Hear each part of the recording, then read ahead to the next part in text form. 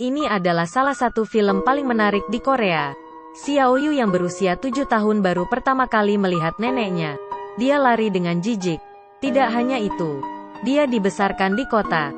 Tidak suka semuanya di sini. Karena nenek juga tuli.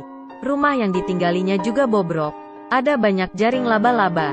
Ada serangga yang merayap di lantai setiap saat. Tapi Xiaoyu harus tinggal di sana. Karena ibunya bangkrut. Untuk mencari pekerjaan, hanya bisa menitipkannya pada nenek. Ibu tidak bisa memberikan apa-apa. Hanya bisa memberikan nutrisi. Beritahu Xiaoyu untuk patuh. Terburu-buru. Nenek itu berumur 80 tahun. Sangat serius. Dia ingin menuntun anak itu. Tapi anak itu marah. Nenek tahu Xiaoyu kesal. Dia menarik tangannya dan menggambar lingkaran di dadanya. Minta maaf pada Xiaoyu. Kemudian dia berjalan pulang ke rumah. Saat makan, anak itu makan di meja tua. Makan daging kaleng yang saya bawa dari kota. Nenek memberi kimchi. Tapi dia tidak menghargainya. Berikan kembali kepada nenek sayur dan nasinya. Anak itu enggan berbicara dengan nenek. Hanya bermain setiap hari. Membawa sepatu skatenya. Nenek tahu Xiaoyu tidak suka dengan dirinya. Dan coba untuk tidak memberitahunya. Tapi matanya tidak pernah meninggalkan cucunya. Dalam hati juga berharap cucunya mau berbicara dengannya. Malam itu, nenek sedang menjahit baju. Karena penglihatan buruk, ia meminta Xiaoyu untuk membantunya. Menarik sangat panjang. Kemudian nenek menjahit lebih lama. Dan dia kembali bermain game. Tapi saat dia bersenang-senang, permainannya habis baterai. Jadi dia meminta nenek untuk membeli baterai. Nenek berkata tidak ada. Xiaoyu tidak percaya dan mengobrak-abrik rumah. Tapi ia tidak menemukannya. Dia menendang barang nenek.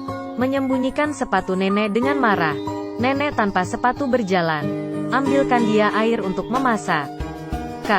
Bahkan saat nenek sedang tidur siang, diam-diam mengambil jepit rambut nenek. Ingin mengambil baterainya. Dan bos memberitahunya, bukan baterai ini. Ini tidak bisa. Xiaoyu pulang dengan frustasi. Siapa tahu dia tersesat di jalan. Untungnya ada seorang kakek yang baik. Mengantarnya pulang ke rumah. Di rumah, nenek tidak memarahinya sama sekali. Bertanya apa yang mau dia makan. Xiaoyu mengeluarkan brosur KFC dan memberitahu nenek. Dia ingin makan itu. Nenek mengira Xiaoyu ingin makan ayam. Jadi dia mengambilnya. Tanaman obat yang disimpan di gunung habis. Saat dia pulang hujan lebat. Nenek berjalan susah payah melewati pegunungan. Membawa pulang seekor ayam. Setelah pulang ke rumah, dia memasak untuk Xiaoyu. Tapi itu bukan ayam goreng yang ia mau. Menangis dan melempar mangkuk nasi. Berbalik dan marah. Nenek mengambil butiran nasi yang jatuh. Dan memakannya. Xiaoyu bangun keesokan harinya. Tapi nenek belum bangun. Melihat badan nenek yang gemetar. Xiaoyu tahu neneknya sakit. Ambil selimut dan memberikan untuk neneknya. Saat ini Xiaoyu mengerti. Karena ia mengambil jepit neneknya. Neneknya hanya bisa menggunakan sendok untuk rambutnya. Xiaoyu sangat sedih. Diam-diam mengembalikan jepit rambut nenek. Dia bertumbuh besar. Nenek melihat sepatu Xiaoyu sudah tidak cukup. Membawanya ke tempat belanja. Ingin membelikan sepasang sepatu untuknya. Saat ini, Xiaoyu melihat seorang anak perempuan. Segera menjatuhkan bawaan nenek. Mendekati Xiaomei. Tapi anak perempuan itu tidak peduli. Nenek duduk di jalan menjual buah. Tapi karena nenek tidak bisa bicara sangat susah untuk menjual.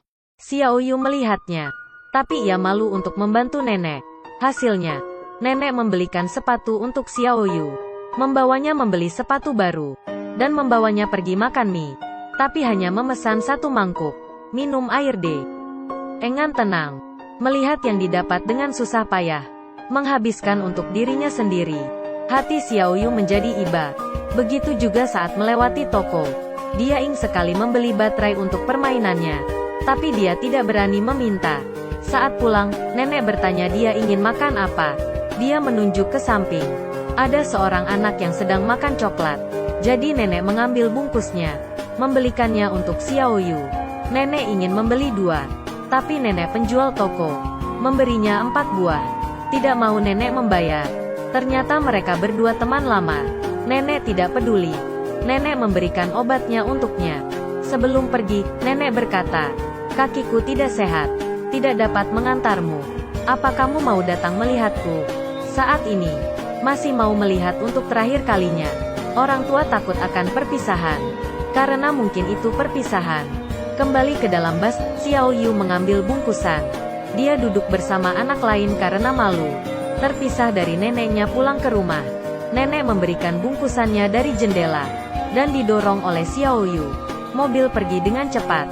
Nenek berdiri sendiri di tempat itu. Membawa paket berat. Saat turun dari mobil, menunggu nenek di pemberhentian bus. Tapi menunggu lama, nenek belum muncul. Kemudian melihat neneknya berjalan. Ternyata tidak naik bus. Dia pulang dengan berjalan kaki. Xiao Yu khawatir dan bertanya, mengapa dia begitu lama? Nenek menggerakkan tangannya, meminta maaf kepada anak itu. Saat di jalan pulang, melihat nenek berjalan pelan di belakang, Xiao Yu kemudian mengeluarkan coklat, memasukkannya ke tas nenek.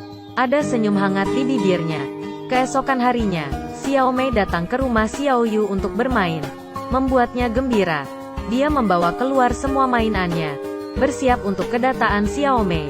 Sebelum pergi, dia bercermin melihat wajahnya. Tapi ia tidak puas. Kemudian nenek membantunya menggunting rambut. Tapi Xiao Yu tertidur. Ketika ia bangun, ia melihat cermin. Mengapa seperti ini? Terlihat tidak bagus. Potong sedikit. Bukankah saya bilang sedikit? Hanya sedikit. Seperti ini mana bisa bertemu Xiao Mei? Tidak ada cara. Xiao Yu ingin menutupi kepalanya dan berangkat ke rumah Xiao Mei. Dia melihat kotak jelek. Tidak boleh Xiao Mei melihatnya. Dia memasukkan ke celananya. Setelah beberapa lama, Xiao Yu pulang, membawa sebuah boneka cantik. Itu adalah hadiah dari Xiao Mei. Dia sangat bahagia dan bermain papan luncur di lereng bukit yang curam. Namun sayangnya dia terjatuh dan gerobak rusak dan lututnya luka. Xiao Yu yang terluka membawa bonekanya. Jalan pulang yang sulit. Dan seseorang dari desa yang sama memberitahunya, sapi akan lewat. Tapi dia tidak percaya. Dia pikir anak itu berbohong. Dan ternyata benar ada sapi gila. Karena kakinya sakit dia tidak bisa berlari. Dan temannya membantunya mengusir sapi gila itu. Ia meminta maaf pada temannya. Ternyata belum lama ini, dia juga menipunya. Tapi ia membalas dengan kebaikan. Ini membuat Xiao Yu sangat malu. Saat jalan pulang, Xiao Yu ingat di sakunya. Dan membuka kotak itu, ada permainannya dan beberapa uang. Untuk Xiao Yu membeli baterai. Melihat ini, air matanya berlinang. Dia merasa bersalah pada nenek. Saat berjalan ke lereng bukit, Xiao Yu melihat neneknya yang sedang mencarinya. Neneknya menghampirinya, menyeka air matanya, melihat lukanya. Sangat sakit. Kemudian nenek memberi surat kepada Xiao Yu. Ibunya ternyata sudah menemukan pekerjaan, akan menjemputnya pulang. Tapi Xiao Yu tidak senang. Apa yang nenek lakukan ketika dia tidak ada? Jadi Xiao Yu memutuskan untuk mengajari nenek menulis. Dia berharap nenek dapat menulis surat untuknya. Karena neneknya tidak sekolah. Jadi Xiao Yu berkata, jika nenek sakit, tulis sebuah surat untuknya. Jadi saya tahu. Dan bisa kembali dengan cepat. Mengertikah? Sebelum berangkat, Xiao Yu membantu nenek. Karena dengan seperti ini, nenek tidak perlu menghabiskan waktu mencarinya. Keesokan harinya, ibu membawa Xiao Yu pulang. Nenek tidak bisa melihatnya. Ingin tinggal tapi tidak bisa bicara. Xiao Yu tidak sanggup melihat nenek. Dirinya tidak tahan. Akhirnya mobil maju. Xiao Yu berlari ke belakang mobil. Angkat tangan dan menggambar lingkaran di dadanya. Minta maaf pada nenek. Tidak bisa menemaninya dengan baik. Demikian juga dengan cinta nenek. Kemudian mobil melaju jauh. Hanya menyisakan bayangannya. Ingin berbalik tapi tidak dapat.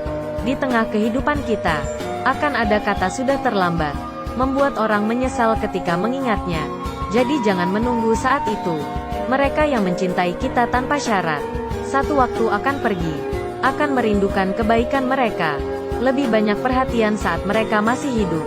Lebih penting dari apapun. Film ini didedikasikan untuk seluruh nenek di dunia. Berharap mereka semua bahagia dan sehat. Baiklah, film ini selesai di sini. Jika Anda suka dengan cerita ini, ingatlah untuk mengikuti saya.